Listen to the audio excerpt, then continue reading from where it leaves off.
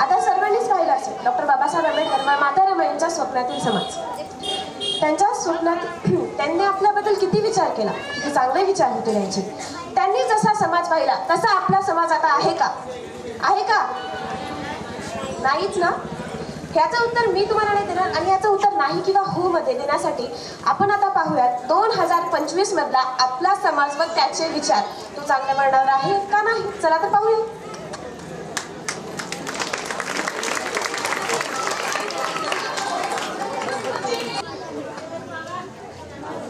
आई, हे घ्या पेढे.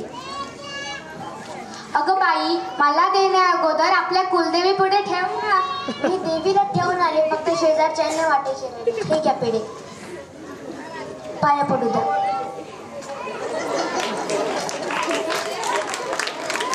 मी आता जाते.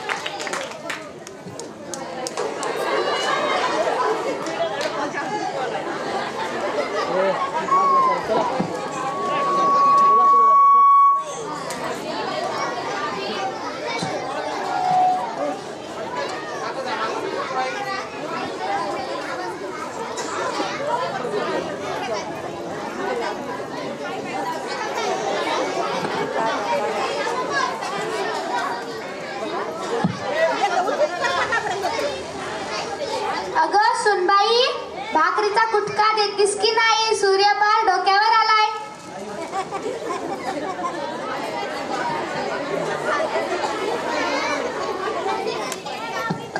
अहो आत्या, भाकर करायला वेळच लागतो की.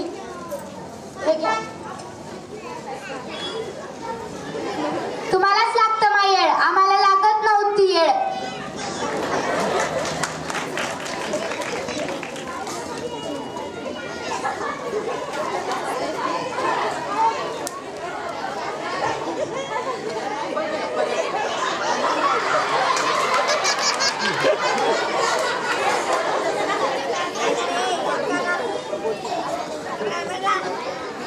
बाई बाई बाई, हे काय केलंय? याच्यात धड मीठ पण नाही आणि धड मिरचू पण नाही.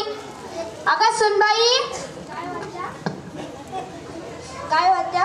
हे काय केलंस? हे घे तुला, खात बस तूच. दुसरं काय बनवून आणू का? नको नको, राहू दे. ती पवार बाईच्या घरी जाऊन बघ, तुझी सून किती चांगल्या भाकरी बनवती. ही भाकर तर तुझी कच्चीच आहे. झालं माझं जेवण, द्या चाल. बरं आत्या.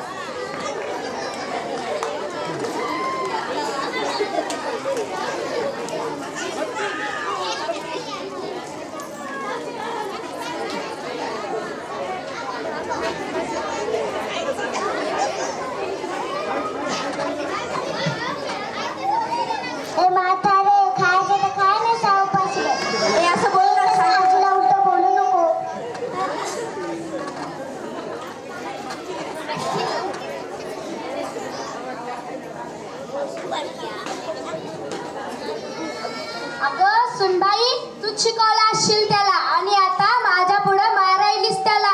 बरं जाऊ दे. मला म्हटलं तर म्हटलं, बाहेरच्या बायकांना म्हटलं तर बायका थुकतील ना माझ्या अंगावर. तुझं काय जाते?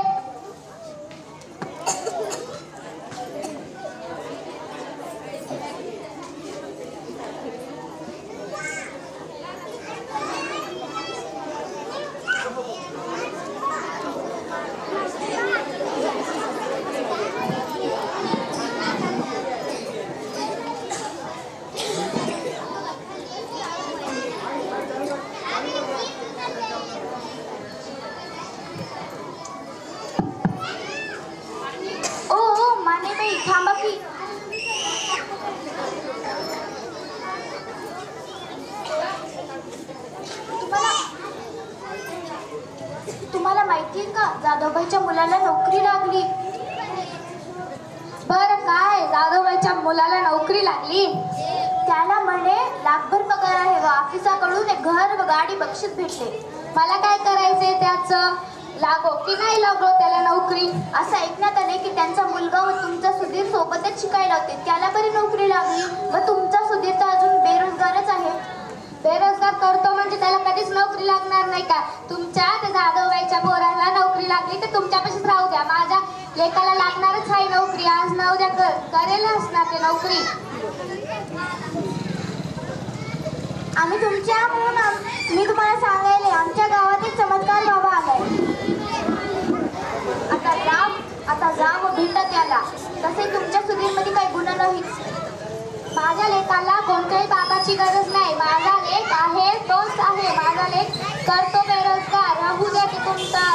जाधवबाईच्या पोराला नोकरी लागली.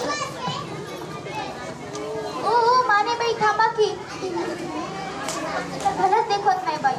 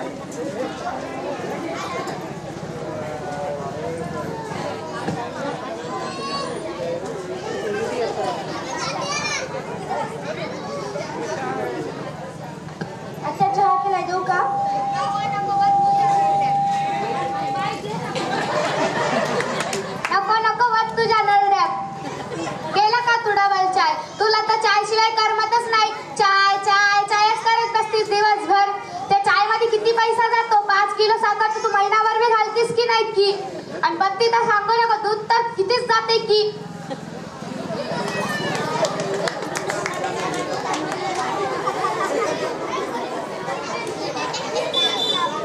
हे म्हातारे चहापेक्षा जास्त गोळ्यालाच लय पैसे लागले.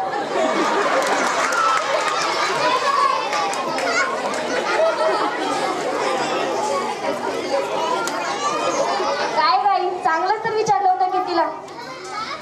सतत ना बायकोला भांडत राहतीस ना बायकोशिवाय तुला कोणी दिसते की नाही. 4 लोकांचं ऐकतीस आणि मॅच बायकोला भांडत राहतीस. मी काय पळून आणले काय तिला. तू तर राहूच दे. तुझ्यामुळेच तर घरामध्ये भांडण न होता त्या जाधवबाईच्या पोराला नोकरी लागली आणि तू आता पण बेरोजगार करत फिरतोस. काय काय सतत पैसा पैसा पैसा करते. खायचं तर आहेच की आपल्याला. तुझ्यामुळेच तर मला पैसा पैसा करायला लागतो. तुला थेट नोकरी नाही ना काहीच नाही. त्यांनी त्याला भांडत जाऊ नको. मी काय पळून आणले नाही तिला. तूच तर माझं लग्न लावून दिलीस. हो हो राहू दे. तुला बोलणंच बेकार आहे बाई. हो हो आला या म्हातारीचा. सगळ्यांनाच राग येतो या म्हातारीचा.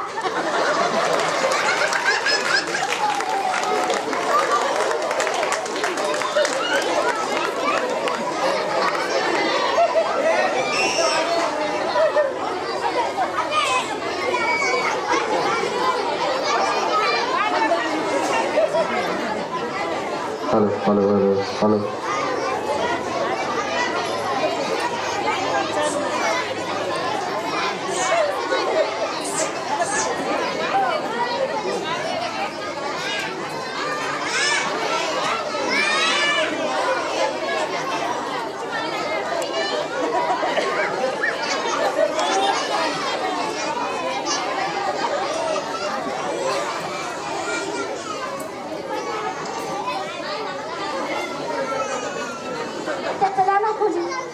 नको नको जा तू आणि याला पण घेऊन जा खोलीत आणि हिला पण घेऊन जा.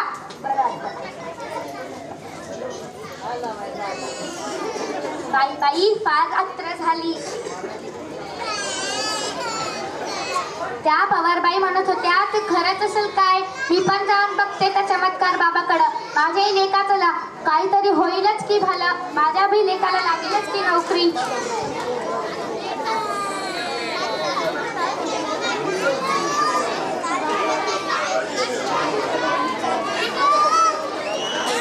आपल्याला जे माणूसपण जे वैभव मिळालं ते केवळ डॉक्टर बाबासाहेब.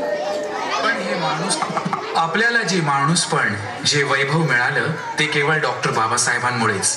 पण हे माणूसपण विसरून माणूस अस्तित्वात नसलेल्या देवांना अर्थात न पावणाऱ्या देवांना नवस करून कोंबडं बकरं कापून कर्जबाजारी झाला. पण देव मात्र पावला नाही आणि पावणारही नाही. करू नको देव देव अंधश्रद्धा दूर ठेव अंधश्रद्धा दूर ठेव. कवी मदन गाडे. गायक मिलिंद शिंदे यांचे सुपुत्र मयूर शिंदे.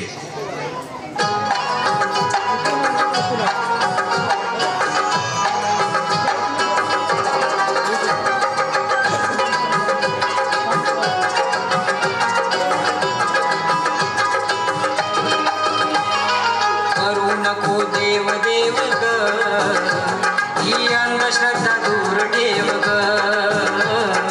करू नको देव देव ग ही